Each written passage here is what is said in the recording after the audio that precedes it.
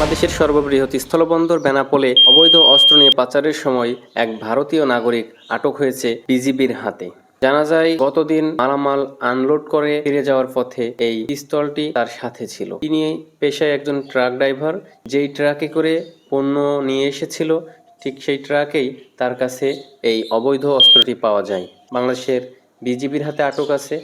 পরবর্তী তদন্ত কার্যক্রম শেষে তাকে পুলিশে হস্তান্তর করা হবে। ये आधार कार्ड नहीं है, आधार कार्ड और पैन कार्ड नहीं है। बैतूल আর ইয়া বললে কোনটা? मध्य प्रदेश, ये वोटर आईडी कार्ड है মধ্যপ্রদেশ ভারত স্কুল করতে হবে। और पैन कार्ड दे दीजिए। तुम्हारा आधार कार्ड तो है? আধার কার্ড ফোন में फोन में है? हाँ, फोन का है? ए, फोन दे। ए, ना, ए, तो फोन दो। कार्ड है ना? उसको दो। ओरिजिनल है नहीं सर पास। तो डुप्लीकेट है, डुप्लीकेट उसका पास दे दो। ए, तुम्हारे